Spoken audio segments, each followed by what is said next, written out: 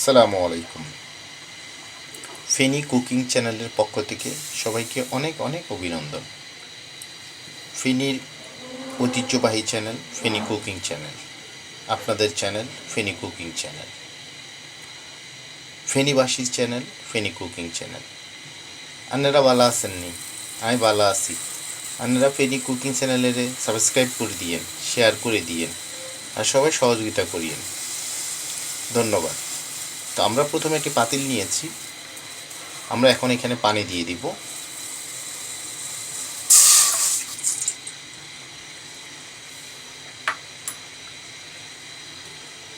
আমরা চিনি শিরা তৈরি করব। পরে আমরা চিনি দিয়ে দিয়েছি এক বাটি। আপনারা আপনাদের পরিমাণ মতো দিয়ে দিবেন। এখন আমরা 1 চামচ লবণ দিয়ে দিব। তারপর এগুলিকে নেড়ে নেড়ে মিশিয়ে নেব। আমরা 1 বাটি গুঁড়ি নিয়ে নিয়েছি, চাউলের গুঁড়ো। এখানে আমরা এটা কেন দিচ্ছি? আমরা ঠান্ডা পানিতে 1 চামচ চাউলের গুঁড়োকে ভালোভাবে মিশিয়ে নিচ্ছি।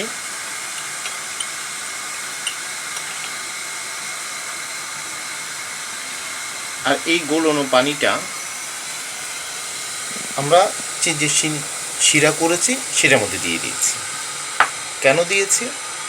আপনি যখন পিঠাটা বানাবেন তখন এটা সফট থাকবে, আপনাকে খেতে খুব একটা কষ্ট হবে না। আর আপনি যদি এই চাউলের গুঁড়োটুকু যদি মিশিয়ে না দেন তাহলে পিঠাটা শক্ত থাকবে, তাহলে খেতে আপনার কষ্ট হবে।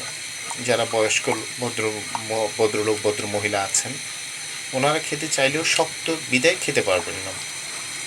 আর শুধু এটুকু 1 চামচ চাউলের গুঁড়ো পানিতে মিশিয়ে চিনি শিরার সঙ্গে যদি আমরা দিয়ে ভালোভাবে নাড়িয়ে নিই তাহলে পিঠাটা সফট হবে।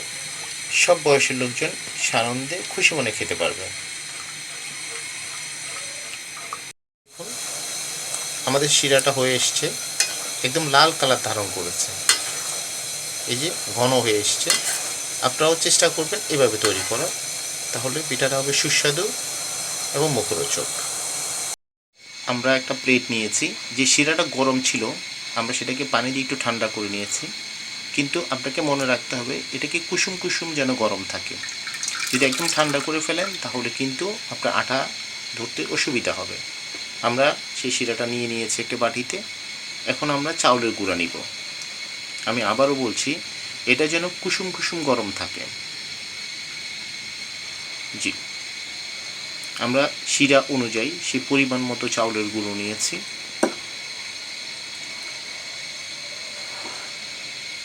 জি, আমরা এখন হাত দিয়ে অথবা ব্লেন্ড মেশিন দিয়ে আপনারা করতে পারবেন যার যার সুবিধা অনুযায়ী। হাত দিয়ে আমরা সেটাকে কুচলিয়ে নিব, ভালো করে মিশিয়ে নিব শিরার সঙ্গে।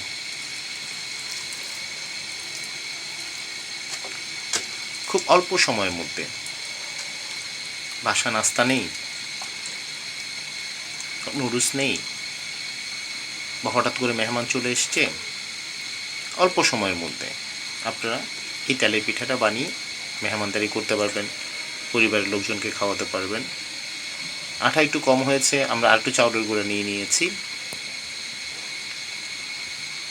দেখুন, যতক্ষণ পর্যন্ত না আটাটা একটু শক্ত হয় ততক্ষণ পর্যন্ত আপনি চাউলের গুঁড়া মিশিয়ে সেটাকে শক্ত করে নিতে পারবেন।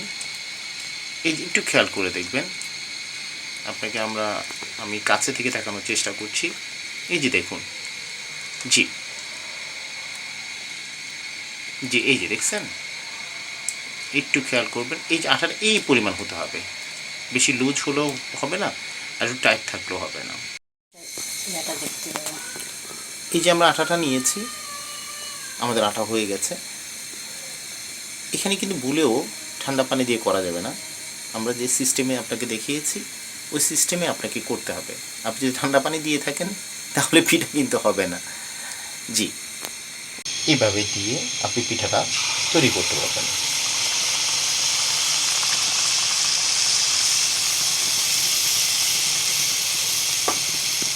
এটা সঙ্গে সঙ্গে উল্টানো যাবে না, নরম আটা তো, সঙ্গে সঙ্গে উল্টোলে সেটা ভেঙে যাবে। একটু যখন শক্ত হয়ে আসবে, একটু লালচে রূপ ধারণ করবে, তখন আপনি উল্টিয়ে দেবেন।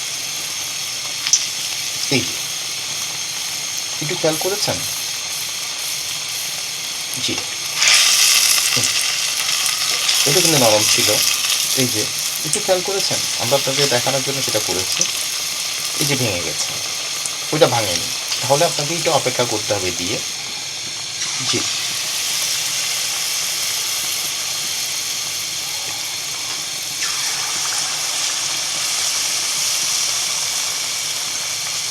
একই আটা দিয়ে আমরা 2 ধরনের পিঠা বানালাম।